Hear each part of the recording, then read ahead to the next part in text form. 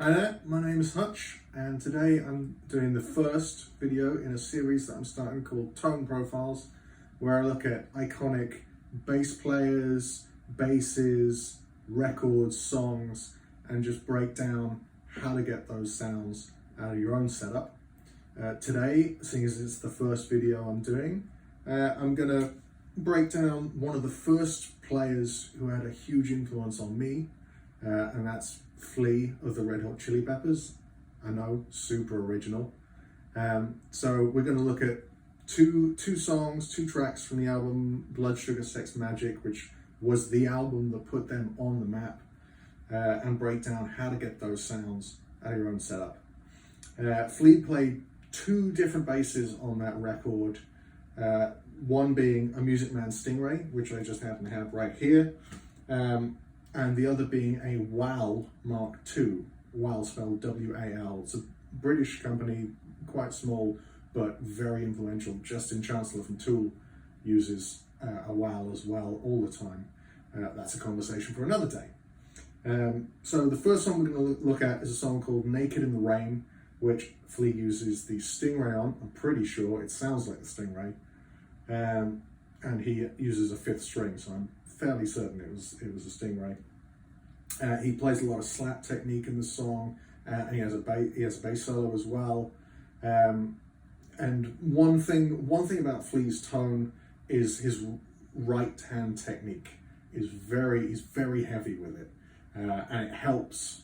Everything about Flea's tone just jumps out of the mix at you. It really wants to be heard. It wants to stand out. And everything about the way he uses his setup and the way he uses his hands plays into that. And it's perfect for what the Red Hot Chili Peppers are all about, getting in people's faces. It matches their ethos perfectly. So in Naked in the Rain, Flea's using a Stingray. I got mine. I'm going to set it up on the back pickup, the humbucker here, because this pickup would not have existed on the bass he was playing. He probably had a 2-band EQ at the time, I would guess, and he probably had it dialed up quite high, if not maxed out, to get that growl and bite out of the back pickup.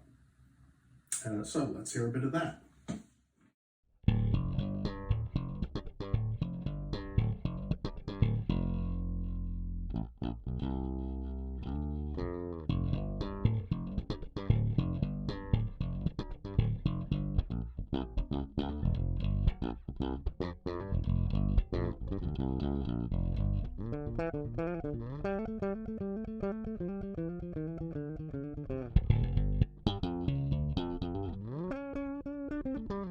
So the other bass that Flea used on the record was a WAL Mark II, and I think he used this bass a lot more often on the record.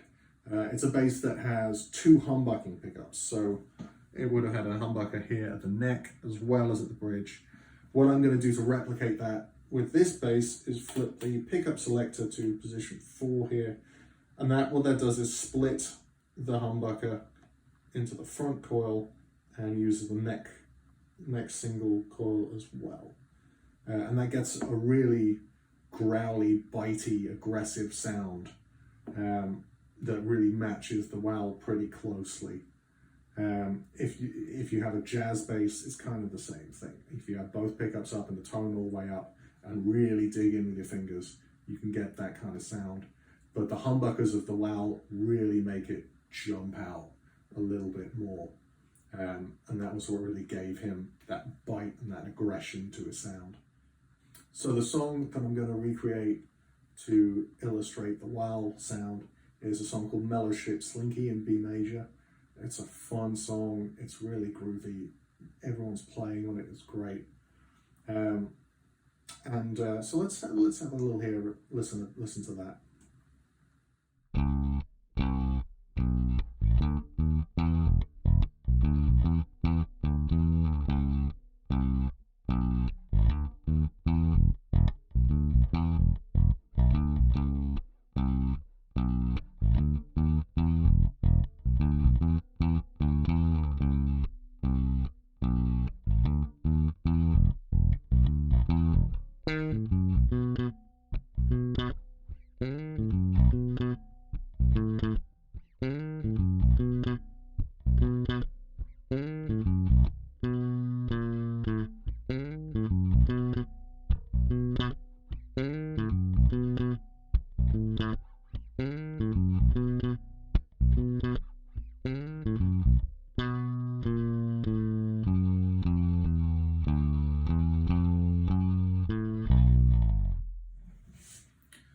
Alright, so those are the tones of Flea from the Red Hot Chili Peppers. If you like this video, give it a heart, a thumbs up, subscribe to my channel, and yeah, leave comments in the comments, recommendations for anything I should look at in the future, anything you want me to do a tone profile on, I will try and do.